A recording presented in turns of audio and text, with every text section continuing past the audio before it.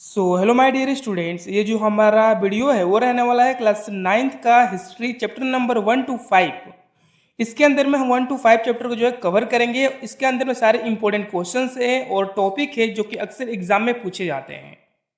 तो चलिए स्टार्ट करते हैं अपने टॉपिक को बिना किसी टाइम वेस्ट के, और सबसे पहले बात करते हैं। हमारा नोट्स स्टार्ट होता है फ्रांसीसी समाज। जो फ्रांसीसी समाज है वो क्या है उसके बारे में। 18वीं शताब्दी के दौरान फ्रांसीसी समाज जो है 3 वर्गों में विभाजित था, जिसमें से पहला था प्रथम स्टेट, जिसमें चर्च के पादरी आते थे। जो प्रथम स्टेट था उसमें जो है चर्च के पादरी आते थे, मतलब कि ईसाई धर्म के लोग आते थे प्रथम स्टेट में। और जो दूसरा था फ्रांसीसी समाज, वो था द्वितीय स्टेट, जिसमें फ्रांसीसी समाज का कुलीन वर्ग आते थे। मतलब कि कुलीन वर्ग एक ऐसा सामाजिक वर्ग को कहा जाता है जिसके सदस्यों को समाज के अन्य वर्गों की तुलना में अधिक प्रतिष्ठा, मान्यता और अधिकार दिए जाते हैं। ये था द्वितीय स्टेट। और तीसरा है हमारा तृतीय स्टेट, जिसमें कि बड़े व्यापारी, अदालती कर्मचारी, वकील, किसान, कारीगर, भूमिगत मजदूर आदि आते थे। जो तृतीय स्टेट था उसमें जो है छोटे छोटे लोग आते थे, मतलब कि व्यापारी, अदालती कर्मचारी, वकील, किसान, कारीगर, भूमिगत मजदूर आदि आते थे, जो कि तृतीय स्टेट था। हमने बात कर लिया फ्रांसीसी समाज के तीनों स्टेट के बारे में। और अगला जो है हमारा प्रथम, द्वितीय और तृतीय स्टेट। मतलब कि जो प्रथम, द्वितीय और तृतीय स्टेट थे उनमें से किसको कौन सा अधिकार दिए जाते थे और किसको कौन सा अधिकार नहीं दिए जाते थे, उन सब के बारे में बात करने वाले हैं। पहले तो प्रथम 2 स्टेट जो थे, प्रथम स्टेट और द्वितीय स्टेट, जिसमें हमारे पादरी वर्ग और कुलीन वर्ग के लोगों को जन्म से कुछ विशेष अधिकार प्राप्त था, जैसे कि राज्य को दिए जाने वाले कर यानी टैक्स का छूट। मतलब कि जो प्रथम 2 स्टेट थे उनको कर में छूट दी जाती थी। अब बचता है हमारा तृतीय स्टेट, जिसके बारे में बात करने वाले हैं। तृतीय स्टेट को किसी भी तरह का विशेष अधिकार नहीं था और सिर्फ उन्हें ही राज्य के सभी टैक्स देने पड़ते थे। मतलब कि जो तृतीय स्टेट के लोग थे उन्हें किसी भी प्रकार का विशेष अधिकार नहीं था और सिर्फ उन्हें ही राज्य के सभी टैक्स को देना पड़ता था। ये हो गया हमारा प्रथम 2 स्टेट और तृतीय स्टेट के पूरे डिटेल, जिसमें किसको कर देना पड़ता था और किसको नहीं, और किसको विशेष अधिकार था और किसको नहीं था, उन सब के बारे में हमने डिस्कस कर लिया। अगला टॉपिक जिसके बारे में हम बात करने वाले हैं वो है हमारा टाइड और टाइल। इन दोनों डिफरेंसेस क्या है और ये क्या है, इन सबको बारे में बात करेंगे। पहले बात करते हैं टाइड। टाइड क्या होता है? तृतीय स्टेट से चर्च द्वारा वसूले जाने वाला कर था। मतलब कि जो तृतीय स्टेट में थे व्यापारी, वकील आदि, वो जो है उनसे जो चर्च द्वारा वसूले जाता था टैक्स, उन्हें बोलते हैं हम टाइड। और जो टाइल है वो है हमारा तृतीय स्टेट से सरकार द्वारा वसूले जाने वाला टैक्स। मतलब कि जब सरकार तृतीय स्टेट से कर लेती है तो उसे हम बोलते हैं टाइल। हमें यहाँ से पता चलता है कि जो तृतीय स्टेट है वो दोनों तरह के कर देती है, लेकिन जो प्रथम और द्वितीय स्टेट है उनके द्वारा कोई भी वसूला नहीं जाता है टैक्स। आप इसे नोट डाउन कर लेना, क्योंकि ये एमसीक्यू क्वेश्चन में आ सकते हैं। अगला टॉपिक है हमारा फ्रांसीसी क्रांति के कारण। जो फ्रांसीसी क्रांति हुआ था उसका मुख्य कारण क्या था? पहला तो था समाज का वर्गों में बटा होना। जो समाज था वो 3 वर्गों में बटा था, प्रथम, द्वितीय और तृतीय स्टेट में, जो कि मुख्य कारण था युद्ध का, फ्रांसीसी क्रांति का। इसका दूसरा कारण था सामाजिक विभेद और मध्य वर्ग का उदय। मतलब कि फ्रांस जो है 3 वर्गों में बटा हुआ था, लेकिन सबको एक समान अधिकार नहीं था, जो कि मुख्य कारण था फ्रांसीसी क्रांति का। और लगभग 12 अरब लिब्रो का कर्ज जो फ्रांस के ऊपर था, ये भी कारण था फ्रांसीसी क्रांति का। और राजकोष खाली हो जाना, जो उनका राजकोष था वो खाली हो गया था पूरी तरह से। और लुई 16 का नया कर लगाने का प्रस्तावना। यही कुछ पॉइंट है जो कि मुख्य कारण था फ्रांसीसी क्रांति होने का। और इसमें आपका कम से कम 2 या 3 मार्क्स में क्वेश्चन बन सकता है। आप इसे नोट डाउन कर लेना और याद भी कर लेना। और अगला टॉपिक है हमारा जिसके बारे में बात करने वाले हैं वो है हमारा फ्रांसीसी क्रांति के समय समाज की स्थिति। मतलब जो फ्रांसीसी क्रांति हुआ था उसके समय समाज की स्थिति क्या थी? पहले तो फिजूल खर्ची की वजह से खाली राजकोष। मतलब कि युद्ध के दौरान फिजूल खर्ची, जिसकी वजह से उनका राजकोष जो है खाली हो गया था। और ब्रिटेन के खिलाफ युद्ध में अमेरिका को सहायता से बढ़ता कर्ज का बोझ। मतलब कि जो फ्रांस है ब्रिटेन से युद्ध कर रहा था, उसके दौरान अमेरिका द्वारा उसने सहायता मांगा था, उसके वजह से फ्रांस के ऊपर कर्ज का बोझ बढ़ने लगा। और जन्म के आधार पर विशेष अधिकार, उस दौरान जो है लोगों को जन्म के अधिकार पर विशेष अधिकार मिल रहा था, जैसे कि प्रथम स्टेट और द्वितीय स्टेट को मिला था। जीविका संकट, जो कि फ्रांसीसी क्रांति के दौरान लोगों को बहुत नुकसान हुआ था, उसकी वजह से वहां पर जो है लोगों का जीवन बहुत ही कठिन हो गया था। ये था फ्रांसीसी क्रांति के समय समाज की स्थिति। वैसे तो ऐसे क्वेश्चन बनते नहीं है, फिर भी आप नोट डाउन कर लेना, क्या पता है 1 या 2 मार्क्स में पूछा जा सके। और अब अगला टॉपिक है हमारा जिसके बारे में बात करने वाले हैं, वो है हमारा 1774 में लुई 16। मतलब कि लुई 16 कौन था, उसने क्या किया था, उन सब के बारे में बात करने वाले हैं। जिसमें से पहला पॉइंट है वो फ्रांस के बुर्बो राजवंश का राजा था। मतलब कि लुई 16 जो है वो फ्रांस के बुर्बो राजवंश का राजा था। सो आपको एमसीक्यू में पूछा जा सकता है कि लुई 16 जो है कहाँ का राजा था। और उसका विवाह जो है ऑस्ट्रिया की राजकुमारी मेरी एंटोनेटा से हुआ था। मतलब कि लुई 16 का विवाह ऑस्ट्रिया की राजकुमारी मेरी एंटोनिया से हुआ था। और लुई 16 का राजरोहन के समय उनका राजकोष खाली हो गया था। मतलब कि लुई 16 के राजरोहन के समय उनका राजकोष जो था वो पूरी तरह से खाली हो चुका था। सो ये लुई 16 का कुछ ही बेसिक इंफॉर्मेशन है जिसको जानना बहुत ही इम्पोर्टेंट था। और अगला टॉपिक जो कि है राजकोष खाली होने के कारण, लुई 16 का राजकोष खाली हुआ था, उसका मुख्य कारण क्या था, उन सब के बारे में बात करने वाले हैं। जिसका पहला कारण था लंबे युद्ध के कारण वितरित संसाधनों का नष्ट होना। मतलब कि जो लंबे समय तक युद्ध चला था उसके वजह से वहां के संसाधन जो है नष्ट हो गए थे, जिसको दोबारा फ्रांस में लाया गया। और पूर्ववर्ती राजाओं की शानो शौकत का फिजूल खर्ची। मतलब कि जो फ्रांस के पुराने राजा थे उन्होंने अपने शानो शौकत में बहुत सारे फिजूल खर्ची किए, जिसकी वजह से राजकोष खाली हो गया। और जनसंख्या का बढ़ना और जीविका संकट। मतलब कि फ्रांस में बढ़ती जनसंख्या जिसकी वजह से जीविका संकट। और अमेरिका स्वतंत्रता संघर्ष में ब्रिटेन के खिलाफ अमेरिका की सहायता करना। मतलब कि फ्रांस ने अमेरिका को ब्रिटेन के खिलाफ युद्ध में सहायता किया था, उसके वजह से उनका राजकोष खाली हुआ। सो ये 3 पॉइंट है जिसकी वजह से राजकोष खाली हुआ। सो यही कारण है जिसकी वजह से लुई 16 का राजकोष खाली हुआ था। अगला टॉपिक जिसके बारे में बात करने वाले हैं वो है हमारा फ्रांस में संवैधानिक राजतंत्र। मतलब कि फ्रांस में जब राजतंत्र था उसके दौरान संविधान लागू हुआ था, उन सब के बारे में बात करने वाले हैं। वो क्यों हुआ था, उसका कारण क्या था, उन सब के बारे में बात करेंगे। जिसका पहला पॉइंट है हमारा 14 जुलाई 1789 को कुद्र भिड़ ने बस्तिल के किला को तोड़ दिया और राजनीतिक कैदियों को रिहा करवा लिया। मतलब कि फ्रांस के लोगों ने 1789 में एक इकट्ठा होकर बस्तिल के किला को तोड़ दिया और राजनीतिक कैदियों को रिहा करवा दिया। दरअसल बास्तिल का किला सम्राट की निरंकुश शक्तियों का प्रतीक था। मतलब कि बास्तिल का किला जो होता है सम्राट की निरंकुश शक्तियों का प्रतीक होता है, जिस पर कोई अंकुश नहीं होता है। और लुई 16 ने नेशनल असेंबली को मान्यता दे दी और अपनी सत्ता पर संविधान का अंकुश स्वीकार कर लिया। दरअसल बास्तिल का किला को तोड़ने का मुख्य कारण यही था ताकि वहां का राजा के शक्तियों पर अंकुश लगाया जा सके। और 4 अगस्त 1789 की रात को असेंबली ने करों, कर्तव्य और बंधनों वाली समानता व्यवस्था को खत्म करने का आदेश पारित कर दिया। मतलब कि जो असेंबली थी वो 4 अगस्त 1789 की रात को करों में, कर्तव्य और बंधनों वाली सारे समानता व्यवस्था को खत्म करने का आदेश दे दिया। और फाइनली 1791 में फ्रांस में संवैधानिक राजतंत्र स्थापित हुआ। मतलब कि फ्रांस में जो है संवैधानिक राजतंत्र की स्थापना 1791 में हुआ था। सो ये आपका एमसीक्यू में आ सकता है कि फ्रांस में संवैधानिक राजतंत्र का स्थापना कब हुआ था। सो आप इसका आंसर लिख लेना 1791। सो आप इसे नोट डाउन कर लेना क्योंकि ये इंपॉर्टेंट हो सकता है आपके एग्जाम के लिए। अगला टॉपिक जिसमें नए संविधान के अनुसार, मतलब कि जब नया संविधान बना था उसके अनुसार फ्रांस में क्या क्या हुआ। मतदाता का अधिकार केवल सक्रिय नागरिक को मिला जो पुरुष थे और उनका उम्र 25 वर्ष से अधिक था। मतलब कि नए संविधान के अनुसार मतदान मतलब कि वोट देने का अधिकार सिर्फ पुरुष का था और जिनका उम्र 25 वर्ष से अधिक है उनको था। और महिलाओं एवं अन्य पुरुषों को निष्क्रिय नागरिक कहा जाता है। मतलब कि मतदान करने का अधिकार पुरुषों को था और जिनका उम्र 25 वर्ष से अधिक है उनको था, लेकिन जो महिलाएं थी और जो अन्य पुरुष थे मतलब जिनका उम्र 25 वर्ष से कम था उन सबको निष्कर्ष कर दिया गया कि वो मतदान नहीं कर सकते हैं। और राजा की शक्ति को विधायिका, कार्यपालिका और न्यायपालिका में विभाजित किया गया।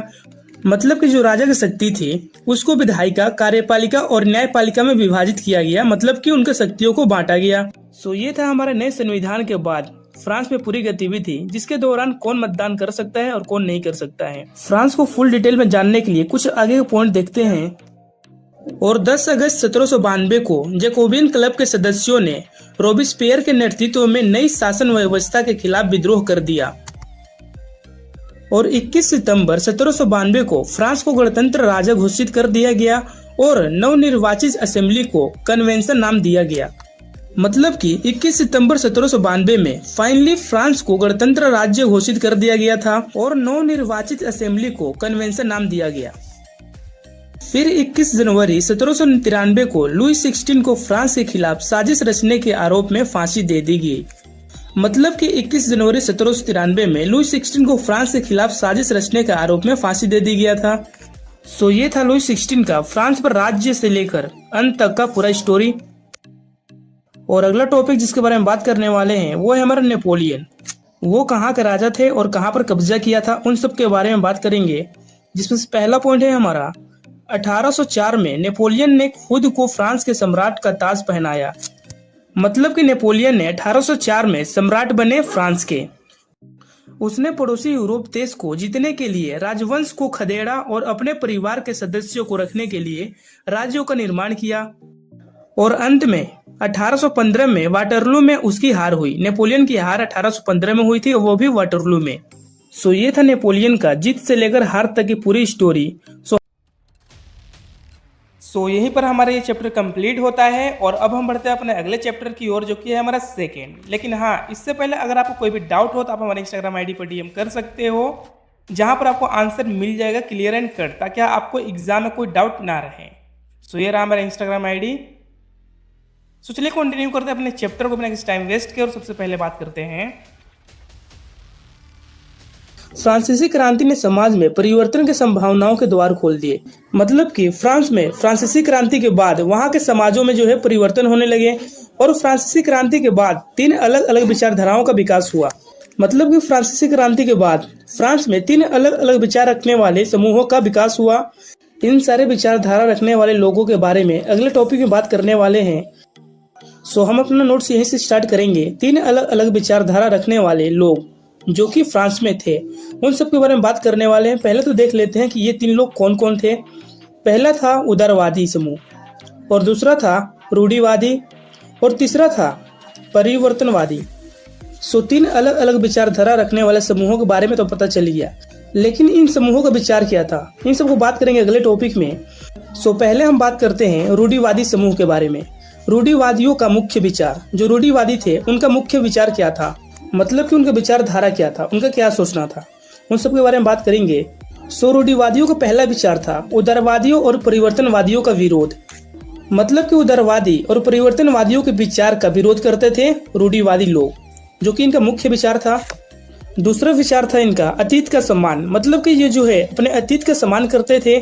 मतलब कि वो अपने अतीत के भाषा हो या लैंग्वेज हो या उनका कोई जातवाद की बात हो, उन सबका वो बहुत सम्मान करते थे। और रूढ़िवादियों का तीसरा विचार था बदलाव की प्रक्रिया धीमी। मतलब कि फ्रांस में जो भी बदलाव हो रहा है उसका प्रक्रिया जो है थोड़ा धीमी हो। सो यही था रूढ़िवादियों के मुख्य विचार, जिसके बारे में पेपर में पूछा जाता है 1 या 2 मार्क्स में। और अगला टॉपिक जिसके बारे में बात करने वाले हैं वो है हमारा उदारवादियों के मुख्य विचार। जो उदारवादी समूह था उनका क्या विचार था, उनका विचारधारा क्या था, उन सब के बारे में बात करेंगे। जिसमें पहला था उनका विचार सभी धर्मों का आदर एवं सम्मान। जो उदारवादी थे वो सारे धर्म को आदर देते थे और सम्मान देते थे। मतलब कि उदारवादी सभी धर्मों को एक समान मानते थे, चाहे वो बड़ा हो या छोटा।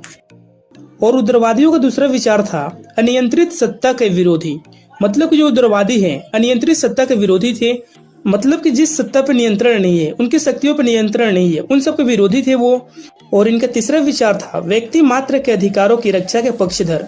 मतलब कि किसी भी व्यक्ति का जो अधिकार है उन सबको उनको दिलवाना। मतलब कि वो व्यक्ति के अधिकारों की रक्षा के पक्षधर थे।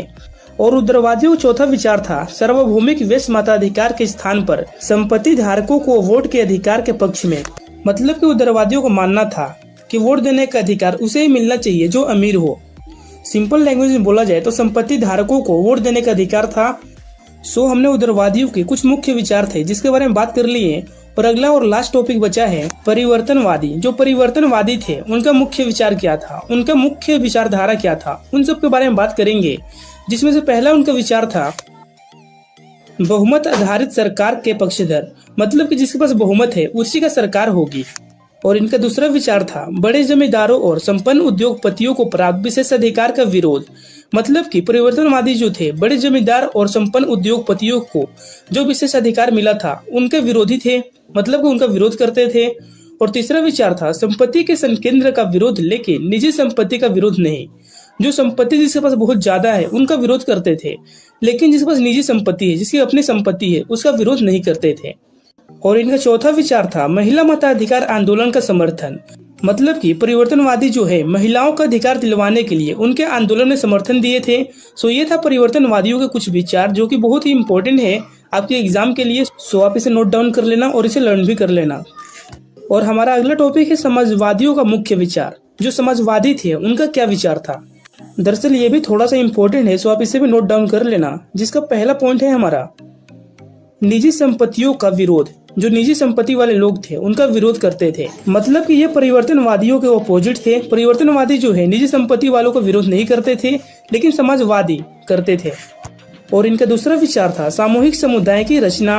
और तीसरा विचार था सरकार द्वारा सामूहिक उद्योगों को बढ़ावा देना। मतलब कि सरकार के माध्यम से सामूहिक उद्योगों को बढ़ावा देना। और इनका चौथा विचार था सारी संपत्ति पर पूरे समाज का नियंत्रण एवं स्वामित्व। मतलब कि समाजवादियों को मानना था कि जो भी संपत्ति है उन सबको पूरे समाज में बांट देना चाहिए। अब चाहे वो व्यक्ति अमीर हो या गरीब, सबको एक बराबर संपत्ति मिलनी चाहिए। और 1870 का दशक आते आते समाजवादी विचार पूरे यूरोप में फैल चुका था। मतलब कि जो समाजवादियों का ये सब विचार हैं वो सब 1870 का दशक आते आते पूरे यूरोप में फैल चुका था इनका विचार। सो अगला टॉपिक जिसके बारे में बात करने वाले हैं वो है हमारा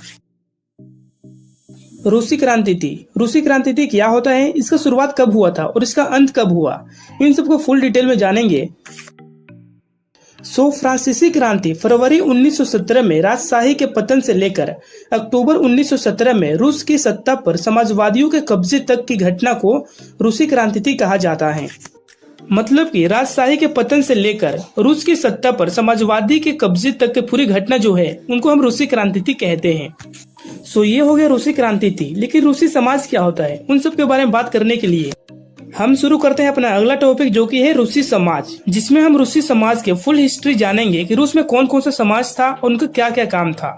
रूसी समाज जिसका हिस्ट्री शुरू होता है हमारे यहाँ से। 20वीं सदी की शुरुआत में रूस की लगभग 85% जनता जो है खेती पर निर्भर थी। मतलब कि 20वीं सदी की शुरुआत में रूस की लगभग 85% जनता जो थी वो खेती पर निर्भर थी। और दूसरा पॉइंट, कारखाना उद्योगपति की निजी संपत्ति थी, जहाँ काम करने की दशा बेहद खराब थी। मतलब कि जो रूस में कारखाने थी वो जो है अमीरों की थी, निजी संपत्ति अपनी, जहाँ पर जो लोग काम करते थे गरीब लोग, उनकी दशा जो है बहुत खराब थी। मतलब कि उनका वेतन कम था, जिसकी वजह से उनकी जरूरतें पूरी नहीं हो पा रही थी। और यहाँ के किसान समय समय पर सारी जमीन कम्युनिस्ट को सौंप देते थे और फिर कम्युनिस्ट इस परिवार की जरूरत के हिसाब से किसानों को जमीन बांटता था। मतलब कि रूस के किसान जो थे अपने जमीन को समय समय पर कम्यून को दे देते थे, ताकि वो कम्यून जो है परिवार की जरूरतों के हिसाब से किसानों को जमीन को बांट सके, ताकि वहाँ के लोगों को खाने पीने की कोई कमी ना हो। और रूस एक निरंकुश राजशाही था। मतलब कि रूस जो है एक निरंकुश राजशाही वाला देश था। और 1904 ई में जरूरी चीजों की कीमतें तेजी से बढ़ने लगी। मतलब कि 1904 में यूरोप में जो है जरूरी चीजों की कीमत जो है तेजी से बढ़ने लगी थी। और मजदूर संगठन भी बनने लगे, जो मजदूरी की स्थिति में सुधार की मांग करने लगे। मतलब कि जैसे ही यूरोप में जरूरी चीजों की कीमतें बढ़ने लगी, तभी मजदूर संगठन भी बनने लगे, जो कि मजदूरों की स्थिति में सुधार चाहते थे। यही था कुछ इंपॉर्टेंट पॉइंट जो कि रूसी समाज के बारे में था। अगला टॉपिक जिसके बारे में बात करने वाले हैं वो है हमारा खूनी रविवार। खूनी रविवार क्या होता है और रविवार को खूनी रविवार का नाम क्यों दिया गया, और खूनी रविवार का क्या घटना था, उन सब के बारे में बात करने वाले हैं। पादरी गोपोन के नेतृत्व में मजदूरों के जुलूस पर जार के महल के सैनिकों ने हमला बोल दिया। इस घटना में 100 से ज्यादा मजदूर मारे गए और लगभग 300 घायल हुए। इसलिए इतिहास में इसे खूनी रविवार के नाम से याद किया जाता है। यही था खूनी रविवार। एमसीक्यू में पूछा जा सकता है कि मजदूरों का जुलूस जो है किसके नेतृत्व में निकाला गया था। इसका आंसर होगा पादरी गोपोन। अपने अगले टॉपिक की ओर बढ़ते हैं, जो कि है हमारा अप्रैल थीसिस। बात करते हैं अपने अप्रैल थीसिस के बारे में कि ये किसके नेतृत्व में हुआ था और कब हुआ था। अप्रैल थीसिस स्टार्ट होता है हमारा। महान बोल्शेविक नेता लेनिन अप्रैल 1917 में रूस लौटे। उन्होंने 3 मांग की जिन्हें अप्रैल थीसिस कहा गया। मतलब कि महान बोल्शेविक नेता जो थे लेनिन, वो अप्रैल 1917 में रूस लौटे थे और उन्होंने 3 मांग रखी थी जिसे अप्रैल थीसिस कहा गया था। चलिए देखते हैं कि 3 मांग क्या थी उनकी। सो इनका पहला मांग था युद्ध की समाप्ति, मतलब कि जो रूस में युद्ध चल रहा था उनका समाप्ति चाहते थे। और लेनिन का दूसरा मांग था सारे जमीनें किसानों के हवाले, मतलब कि जो रूस में जमीन थी उन सबको किसानों के हवाले कर दिया जाए। और लेनिन का तीसरा मांग था बैंकों की राष्ट्रीयकरण, मतलब कि बैंकों में जो है बदलाव किया जाए, उनको और बेहतर बनाया जाए। सो ये था अप्रैल थीसिस, जिसमें महान बोल्शेविक नेता लेनिन ने मांग की थी 3, जिसके बारे में हमने बात कर चुके हैं। सो अब बढ़ते हैं हम अपने अगले टॉपिक की ओर, जो कि है हमारा अक्टूबर क्रांति क्या है, इसका शुरुआत कब हुआ था और इसका अंत कब हुआ और इसका मांग क्या था, इन सब के बारे में बात करने वाले हैं। जिसमें से पहला है हमारा 24 अक्टूबर 1917 को विद्रोह शुरू हो गया और शाम ढलते ढलते पूरा पेट्रोग्राद शहर बोल्शेविक के नियंत्रण में आ गया। इस प्रकार अक्टूबर क्रांति पूर्ण हुई, मतलब कि 24 अक्टूबर 1917 को विद्रोह शुरू हुआ था और शाम होते होते पूरे पेट्रोग्राद शहर पर बोल्शेविकों का नियंत्रण हो गया और इस प्रकार अक्टूबर क्रांति पूरी हुई। लेकिन अक्टूबर क्रांति पूर्ण होने के बाद क्या हुआ? पहला तो निजी संपत्ति का खात्मा, मतलब कि अक्टूबर क्रांति के बाद निजी संपत्ति के अधिकार को खत्म कर दिया गया। और बैंकों और उद्योगों का राष्ट्रीयकरण, मतलब कि फ्रांसीसी क्रांति के बाद बैंकों और उद्योगों को और भी बेहतर बनाने की कोशिश किया गया। और जमीनों को सामाजिक संपत्ति घोषित कर दिया गया और जो जमीन था उसको सामाजिक संपत्ति घोषित कर दिया गया, मतलब कि जो रूस की संपत्ति थी उसको सामाजिक घोषित कर दिया गया था और रूस एक दलीय व्यवस्था वाला देश बन गया। सो अक्टूबर क्रांति के बाद कुछ इस प्रकार बदलाव हुए, बैंकों और उद्योगों में राष्ट्रीयकरण हुआ। सो यही कुछ इंपॉर्टेंट पॉइंट था जो कि आपके एग्जाम में पूछा जा सकता है, लेकिन आप जो है अपने बुक से पढ़ लेना, क्योंकि इसमें बहुत ही कम टॉपिक को कवर किया गया है जो कि इम्पोर्टेंट है। सो ये हो गया हमारा सेकेंड। और अब हम बात करते हैं थर्ड चैप्टर के अंदर में नाथसीवाद और हिटलर का उदय। इस चैप्टर के बारे में बात करने से पहले कुछ बेसिक बातों पर ध्यान दे लेते हैं। क्या है इसमें प्रथम विश्व युद्ध जो है 1917 से 1918 में 2 प्रमुख गुटों के बीच हुआ था, जिसका अंत जर्मनी की हार के साथ हुआ था। और दूसरा विश्व युद्ध 1939 से 1945 में हुआ था। और फिर द्वितीय विश्व युद्ध के बाद जून 1919 में वर्साई की संधि पर हस्ताक्षर हुए, जिसमें जर्मनी के ऊपर मित्र राष्ट्रों ने कई अपमानजनक शर्तें थोपी थी। मतलब कि द्वितीय विश्व युद्ध के बाद जून 1919 में वर्साई की संधि पर हस्ताक्षर किए गए थे, जिसमें जर्मनी के ऊपर जो मित्र राष्ट्रों हैं, मतलब जिसके साथ उनका युद्ध हो रहा था, उन्होंने अपमानजनक शर्तें थोपी थी, जिसके बारे में बात करने वाले हैं। सो हम इस टॉपिक में बात करेंगे कि वर्साई की संधि क्या थी। सो वर्साई की संधि का पहला शर्त था उन्हें युद्ध में हुई क्षति के लिए सिर्फ जर्मनी को जिम्मेदार ठहराया गया, मतलब कि युद्ध में जो भी नुकसान हुआ था उसके लिए जर्मनी को जिम्मेदार ठहराया गया। और युद्ध अपराध बोध अनुच्छेद के तहत 6 अरब पौंड का जुर्माना लगाया गया, मतलब कि जर्मनी पर युद्ध अपराध के तहत 6 अरब पौंड का जुर्माना लगाया गया था, मतलब कि इसके भरपाई करने के लिए बोला गया था। और जर्मनी के सारे उपनिवेश, 10% आबादी, 13% भूभाग, 75% लौह भंडार और 26% कोयल भंडार को मित्र राष्ट्रों ने आपस में बांट लिया। मतलब कि जर्मनी के जितने भी उपनिवेश थे उसको मित्र राष्ट्रों ने आपस में बांट लिया। और फिर जर्मनी को कमजोर करने के लिए उनकी सेना भंग कर दी गई, मतलब कि जर्मनी को और भी कमजोर करने के लिए उनके सेना में फूट डाल दी गई, मतलब कि उनको सेना को भंग कर दिया गया।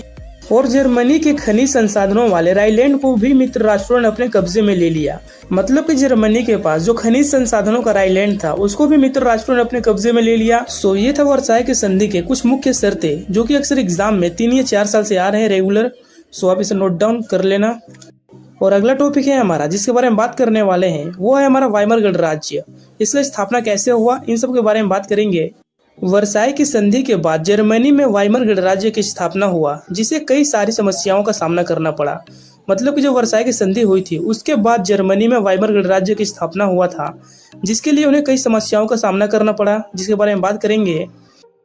सो वाइमर गणराज्य के समक्ष समस्याएं, मतलब कि वाइमर गणराज्य के समक्ष क्या समस्याएं आई थी उनकी स्थापना के समय।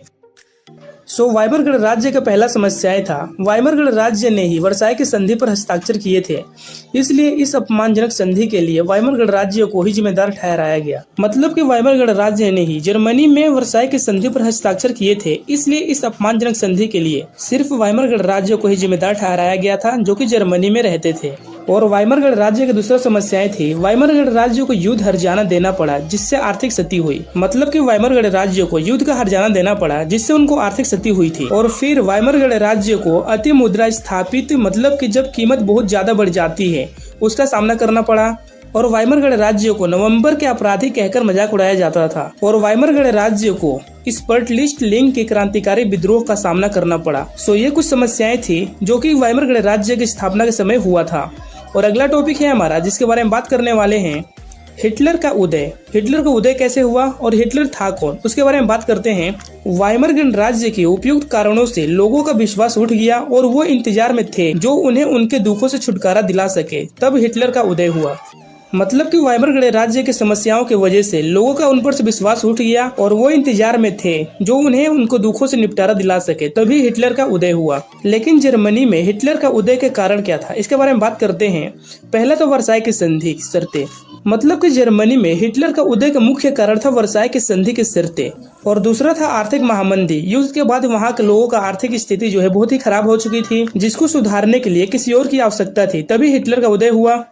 और वाइमर गणराज्य की वजह से बेरोजगारी। मतलब कि जो वाइमर गणराज्य की स्थापना के समय जो समस्याएं थी उसके वजह से वहां पे बेरोजगारी छा गई थी। और चौथा कारण था नाजी प्रोपोगेंडा, जिसके बारे में बात करेंगे फुल डिटेल में अगले टॉपिक में नाजी प्रोपोगेंडा के बारे में। और पांचवा था वाइमर रिपब्लिक की कमजोरियां। ये था कुछ पॉइंट जिसकी वजह से हिटलर का उदय हुआ जर्मनी में। लेकिन हिटलर के उदय के बाद क्या हुआ जर्मनी में, उन सब के बारे में बात करेंगे अपने अगले टॉपिक में, जो कि है हमारा नाजियों का विश्व दृष्टिकोण। जो जर्मनी में नाजी थे उनका विश्व दृष्टिकोण क्या था, उन सब के बारे में बात करने वाले हैं। जिसमें से पहला है हमारा जीवन परिधि, अपने लोगों को बसने के लिए ज्यादा से ज्यादा इलाकों पर कब्जा करना। मतलब कि जो नाजीवादी थे वो अपने लोगों को बसाने के लिए दूसरे जगह पर जो है कब्जा करते थे। और राष्ट्रीय समाजवाद का उदय। मतलब कि नाजीवादी जो थे अपने राज्य में राष्ट्रवाद के समाज का उदय किए। और तीसरा इम्पोर्टेंट पॉइंट है नस्लीय श्रेष्ठता, शुद्ध और नार्डिक आर्यों का समाज। यही था नाजीवादियों का विश्व दृष्टिकोण, जिसके बारे में हमने बात कर चुके हैं। और अगला टॉपिक है हमारा जिसके बारे में बात करेंगे, वो है हमारा नाजी जर्मनी में युवाओं की स्थिति। जो नाजी जर्मन था उसमें युवाओं की स्थिति क्या थी, मतलब कि जो जेंट्स थे उनका स्थिति क्या थी, उन सब के बारे में बात करते हैं। पहला पॉइंट, जर्मनी और यहूदियों के बच्चे एक साथ बैठ नहीं सकते थे। जो जर्मनी और यहूदी के बच्चे थे वो एक साथ बैठ नहीं सकते थे और नहीं बात कर सकते थे एक दूसरे से। और दूसरा पॉइंट है ज्यूसेपी शारीरिक रूप से अक्षम तथा यहूदियों को स्कूल से निकाल दिया गया। मतलब कि जो ज्यूसेपी थे वो शारीरिक रूप से अक्षम थे, मतलब कि स्वस्थ थे, और यहूदियों को स्कूल से निकाल दिया गया था। और स्कूल पाठ्यक्रम पुस्तक को फिर से लिखा गया जहां नस्लीय भेदभाव को बढ़ावा दिया गया। मतलब कि यहूदियों को स्कूल से निकालने के बाद स्कूल पाठ्यक्रम को फिर से लिखा गया जिसमें नस्लीय भेदभाव को बढ़ावा दिया गया, जो कि ज्यूसेपी द्वारा लिखा गया था, मतलब कि जर्मनी के द्वारा।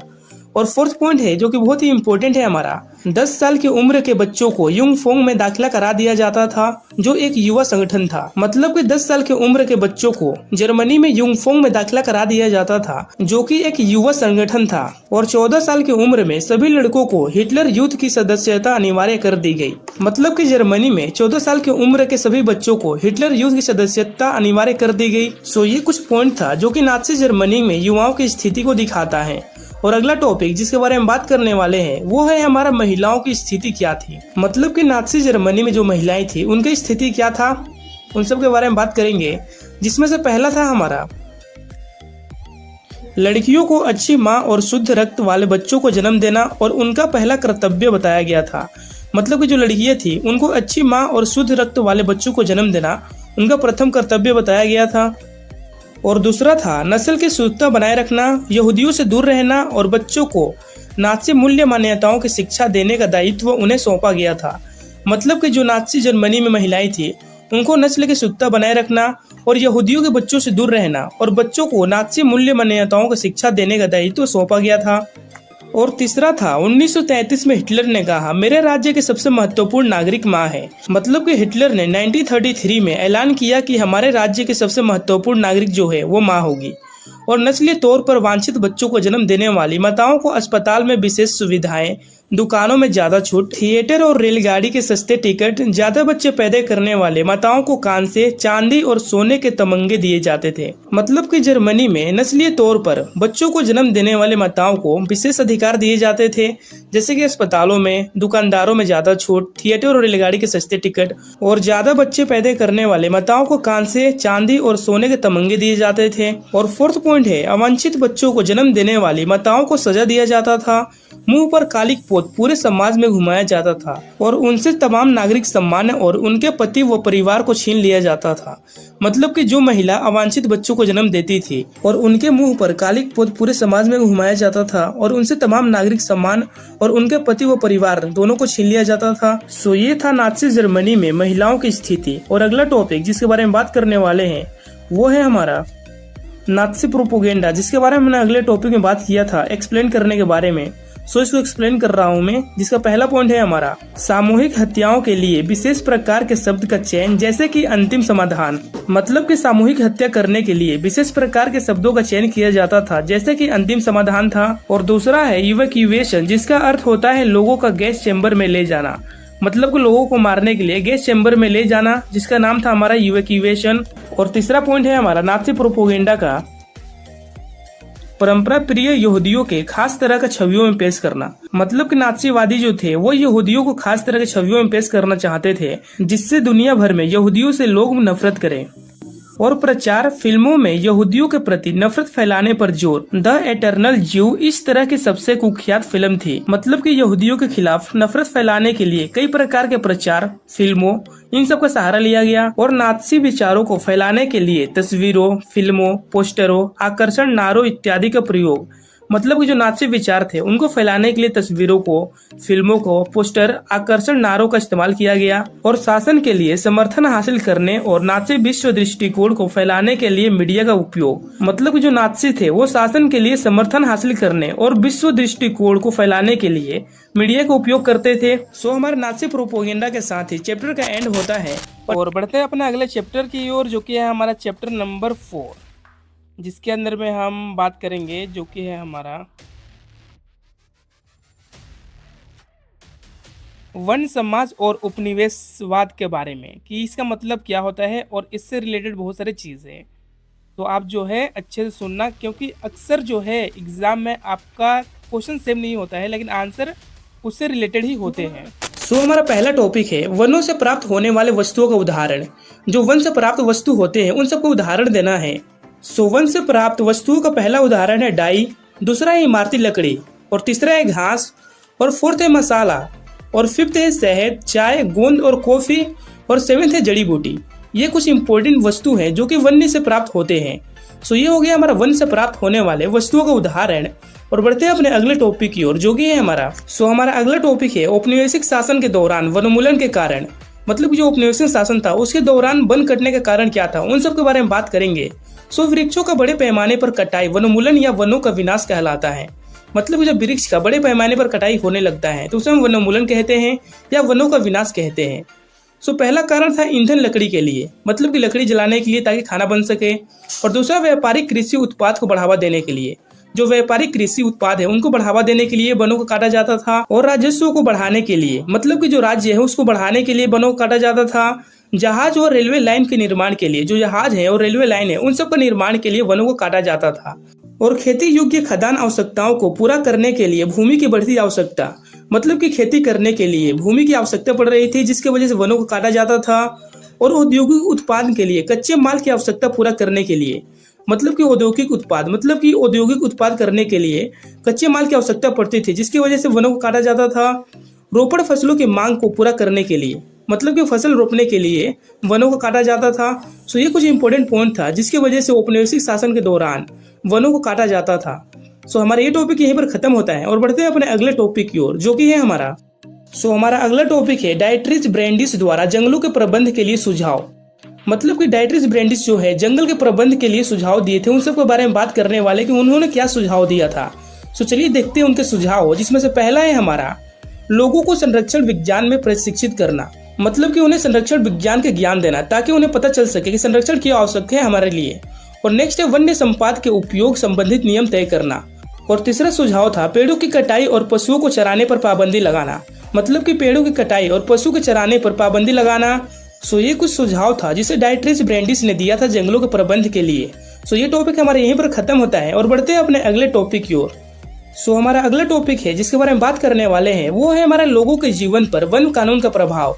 जो वन कानून बना था उसकी वजह से लोगों के जीवन पर क्या प्रभाव पड़ा था, उन सब के बारे में बात करेंगे। जिसमें से पहला प्रभाव था लकड़ी काटना गैर कानूनी। जो लकड़ी काटा जाता था उसको गैर कानूनी कर दिया गया। पशुओं को चराना गैर कानूनी। जो पशु चराते थे उनको गैर कानूनी घोषित कर दिया गया। और तीसरा प्रभाव था मछली पकड़ना गैर कानूनी। जो मछली पकड़ते थे नदियों से उसे भी गैर कानूनी कर दिया गया। और फोर्थ था शिकार करना गैर कानूनी। मतलब कि जो जंगल में शिकार करते थे भेड़िए के, शेर का, बाघ का, वो सब गैर कानूनी कर दिया गया। और ईंधन की लकड़ी एकत्र करने के लिए महिलाओं को असुरक्षित महसूस होना। मतलब कि जो खाना बनाने की लकड़ी के एकत्र करते थे महिलाओं, उन्हें असुरक्षित महसूस होता था। सो ये था कुछ इंपॉर्टेंट पॉइंट जो कि लोगों के जीवन पर प्रभाव पड़ा था वन कानून के दौरान। सो ये टॉपिक हमारे यहीं पर खत्म होता है और बढ़ते हैं अपने अगले टॉपिक की ओर जो कि है हमारा अगला टॉपिक है घुमंतु कृषि व्यवस्था के चरण। मतलब कि घुमंतु कृषि करने का चरण क्या था उन सब के बारे में बात करेंगे। मतलब कि घुमंतु कृषि करने का क्या प्रोसेस होता है उन सब के बारे में बात करेंगे। सो चलिए स्टार्ट करते हैं।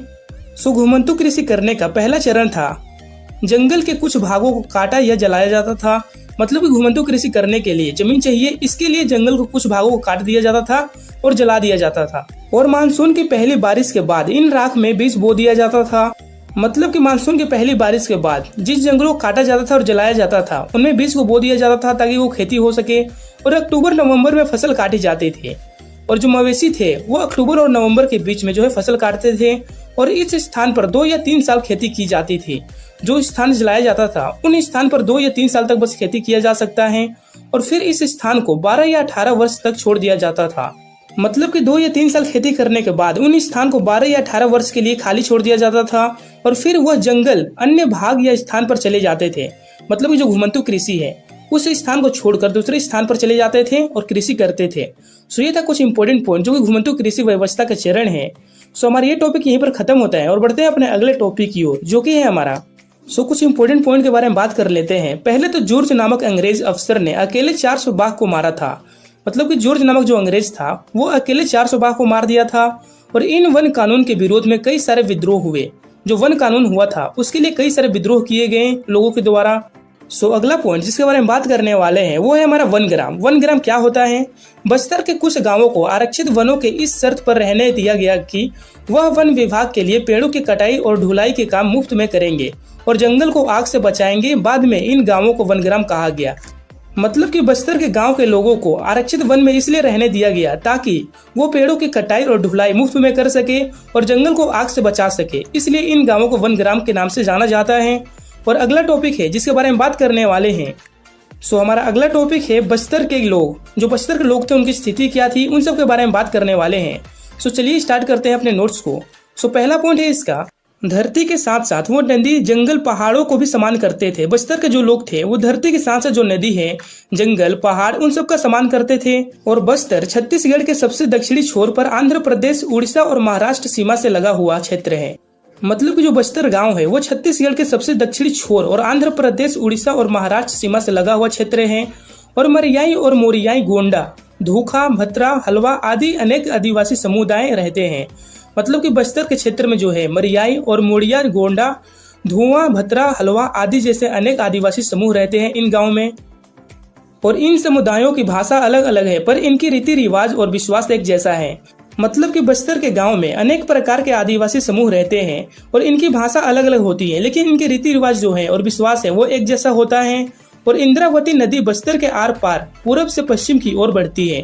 जो इंद्रावती नदी है वो बस्तर के आर पार करके जो पूरब से पश्चिम की ओर बहती है। सो ये हो गया कुछ इंपॉर्टेंट पॉइंट जो कि बस्तर के लोगों के बारे में था, उनके समूहों के बारे में था, उनका लैंग्वेजेस और रीति रिवाज के बारे में था और ये कहाँ से गुजरती है इन सब के बारे में था। सो इन सब के बारे में हमने बात कर लिया। ये टॉपिक हमारा फिनिश हो गया। सो बढ़ते हैं अपने अगले टॉपिक की ओर जिसमें कुछ इंपॉर्टेंट पॉइंट है जिसके बारे में बात करने वाले हैं। जैसे कि 1960 ई में देहरादून में इंपीरियस फॉरेस्ट रिसर्च इंस्टीट्यूट की स्थापना की गई थी जहां वैज्ञानिक वानिकी पद्धति की शिक्षा दी जाती थी। मतलब कि 1960 में देहरादून में जो है इंपीरियस फॉरेस्ट रिसर्च इंस्टीट्यूट की स्थापना किया गया था जहां पर वैज्ञानिक वानिकी पद्धति की शिक्षा दी जाती थी। मतलब कि इन इंस्टीट्यूट में बताया जाता था कि वैज्ञानिक तकनीक के द्वारा कैसे जंगल को बचाया जा सकते हैं, उनका प्रबंध कैसे किया जा सकता है, इन सब के बारे में बताया जाता था इन इंस्टीट्यूट में। और नेक्स्ट है हमारा बगार व्यवस्था। बगार व्यवस्था क्या होता है? वैज्ञानिक वानिकी एक ऐसा पद्धति थी जिसमें प्राकृतिक वनों की कटाई कर उनके स्थान पर कतारबंद तरीके से एक ही प्रजाति के पेड़ लगाए जाते थे। इन व्यवस्था को बगान व्यवस्था कहा जाता है। मतलब कि वैज्ञानिक वानिकी एक ऐसा पद्धति होता है जिसमें प्राकृतिक वनों को काट दिया जाता है और उनके स्थान पर एक ही प्रजाति के बहुत सारे पेड़ जो है कतारबंद तरीके से लगा दिया जाता है, जिन्हें हम बगान व्यवस्था कहते हैं। हमारा ये टॉपिक यहीं पर खत्म होता है और बढ़ते हैं अपने अगले टॉपिक की ओर, जो कि है हमारा वन कानून के बाद नए काम। मतलब कि जो वन कानून लग गए थे उसके बाद जो लोग हैं वो क्या काम करते थे, उन सब के बारे में बात करेंगे। चलिए स्टार्ट करते हैं। पहला था हमारा फर्स्ट था हमारा ब्राजील अमेजन के मुंदरुकू के समुदाय के लोग ने जंगल रबड़ के वृक्ष से लेटेक्स एकत्र करने का प्रारंभ किया। मतलब कि जो ब्राजील के अमेजन में मुंदरुकू के समुदाय के लोग जो थे उन्होंने जंगली रबड़ के वृक्ष से लेटेक्स एकत्र करने का काम स्टार्ट किया। और भारत में बंजारा समुदाय हथियार और दूसरे सामान का व्यापार करते थे। जो भारत में बंजारा समुदाय के लोग जो थे वो हथियार और दूसरे सामान में व्यापार करते थे। और मद्रास के कोरावा, कराचा और येरुकल्ला जैसे समुदाय फैक्ट्री, कारखाने और बागानों में काम करते थे। और जो मद्रास के कोरावा, कराचा और येरुकाला जैसे समुदाय के जो लोग थे वो फैक्ट्रियों में, खदानों में और बागानों में काम करते थे। हमारा ये टॉपिक खत्म होता है यहीं पर और बढ़ते हैं अपने अगले टॉपिक की ओर, जो कि है हमारा अगला टॉपिक है बस्तर विद्रोह के मुख्य कारण। जो बस्तर में विद्रोह हुआ था उसका मुख्य कारण क्या था, उन सब के बारे में बात करेंगे। उन सब का कारण क्या था, उन सब के बारे में बात करेंगे। चलिए देखते हैं पहला कारण क्या था उनका। बस्तर विद्रोह का पहला कारण था वनों का 2/3 भाग आरक्षित करने का प्रस्तावना। जो वन का 2/3 भाग था उसको आरक्षित करने का प्रस्तावना जो था बस्तर विद्रोह का कारण बना। घुमंतू खेती पर रोक, जो घुमंतू खेती हो रही थी उन पर रोक लगा दिया गया। और शिकार पर रोक, जो शिकार करते थे लोग, शिकारी करते थे शिकार, उन सब पर रोक लगा दिया गया।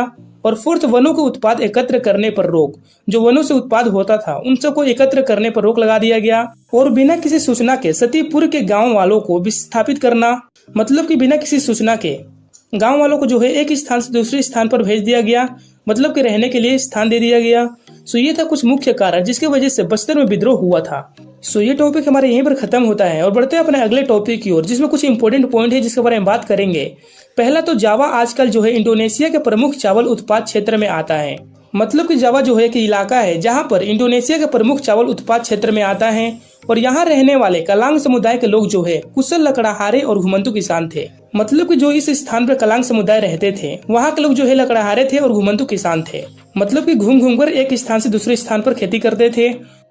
और अगला इम्पोर्टेंट टॉपिक है ब्लेड डांग क्या है। डचों ने इन जंगलों पर खेती की जमीन पर लगान लगा दिया और बाद में कुछ गांवों को इस शर्त पर इससे मुक्त कर दिया कि वह समुदाय रूप से पेड़ काटने व लकड़ी ढोने के लिए भैंस उपलब्ध कराने का काम मुफ्त में करेंगे। इस व्यवस्था को ब्लेड डांग डियन स्टेट कहा गया। ये था हमारा ब्लेड डांग जिसके बारे में हमने बात कर लिया और बढ़ते हैं अपने अगले टॉपिक की ओर, जो कि है हमारा हमारा अगला टॉपिक है जावा में डचों द्वारा वन कानून बनाने के बाद। मतलब कि जावा में जो डचों द्वारा वन कानून बनाया गया था उसके बाद क्या हुआ, उन सब के बारे में बात करेंगे। चलिए स्टार्ट करते हैं। पहला पॉइंट है हमारा फर्स्ट पॉइंट है ग्रामीणों का वनों में प्रवेश निषेध कर दिया गया। जो ग्रामीण थे उनको वनों में घुसना जो है मना कर दिया गया, मतलब कि बंद कर दिया गया। और दूसरा था वनों से लकड़ी की कटाई कुछ विशेष कार्य जैसे नाव बनाने या घर बनाने के लिए किया जा सकता था, वो भी विशेष वनों की निगरानी में। मतलब कि जो वन की लकड़ी थी उसकी कटाई जो है विशेष काम के लिए किया जाता था, जैसे कि नाव बनाने के लिए या घर बनाने के लिए। और ये भी जो है विशेष कानून की निगरानी में किया जाता था।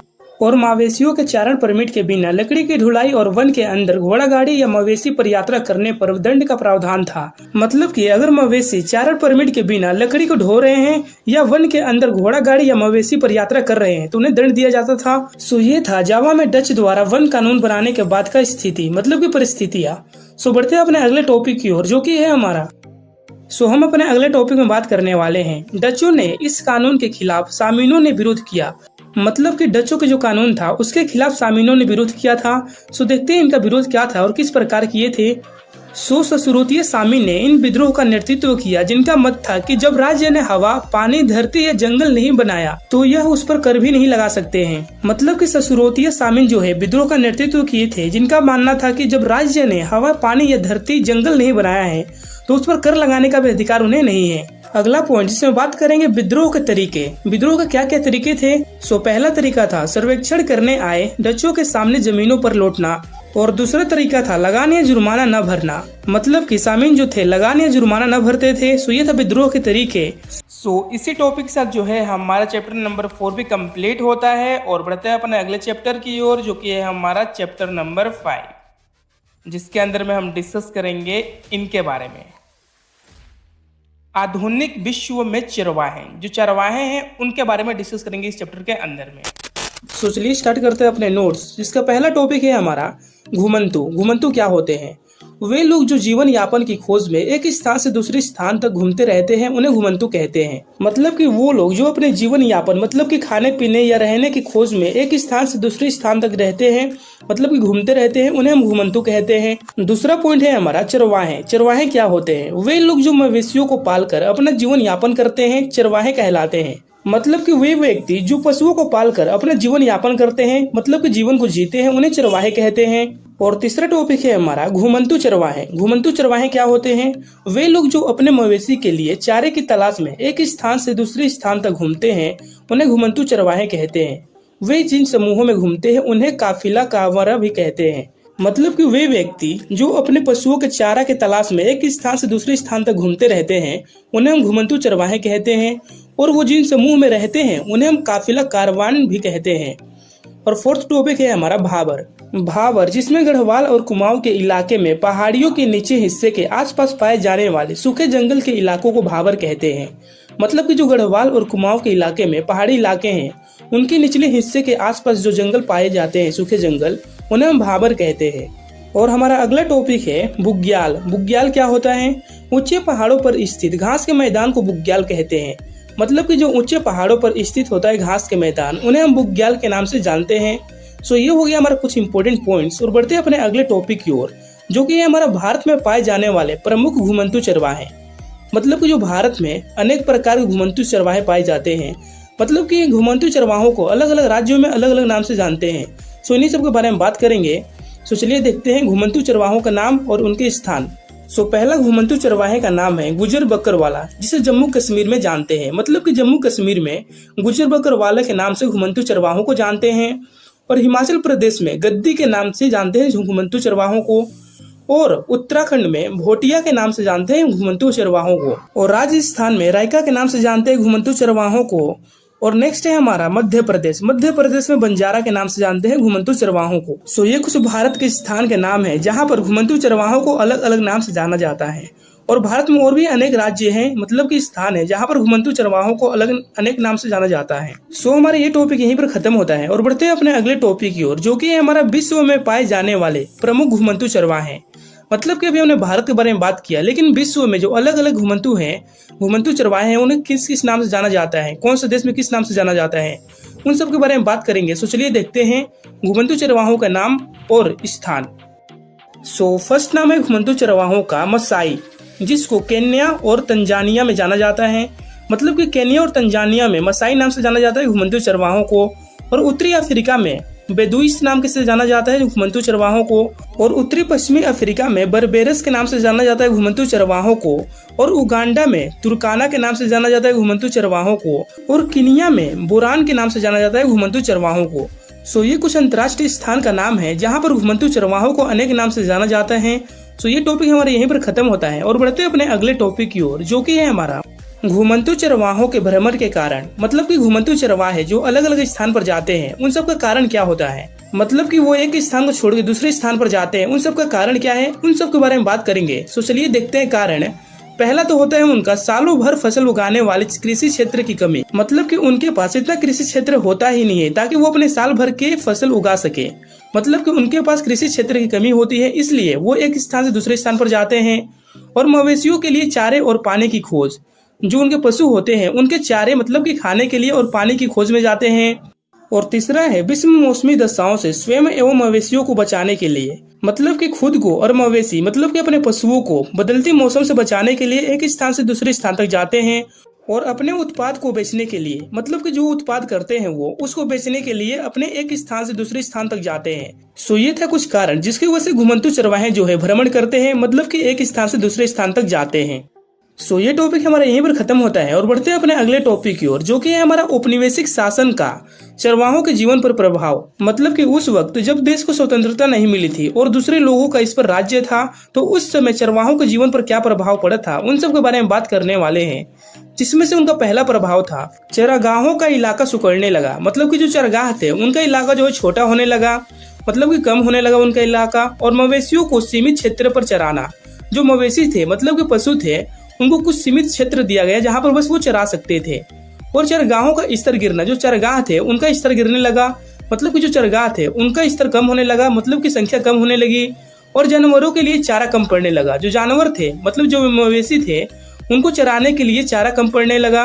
और कमजोर और भूखे जानवर बड़ी संख्या में मरने लगे, और जो कमजोर हो गए थे खाने के बिना और जो भूखे जानवर थे वो बड़ी संख्या में मरने लगे। ये कुछ इंपॉर्टेंट पॉइंट है जो कि औपनिवेशिक शासन चरवाहों के जीवन को दर्शाता है। और बढ़ते हैं अपने अगले टॉपिक की ओर, जो कि है हमारा, जिसके बारे में बात करने वाले हैं, बदलावों का सामना। मतलब कि जो बदलाव हो रहे थे चरवाहों के जीवन में, उन सब का सामना उन्होंने कैसे किया, उन सब के बारे में बात करेंगे। जिसमें से पहला पॉइंट है हमारा, जानवरों की संख्या कम कर दी। मतलब कि बदलावों की वजह से जानवर की जो संख्या है कम हो गई, क्योंकि वो भूखे मर रहे थे, उसकी वजह से जानवरों की संख्या कम होने लगी थी।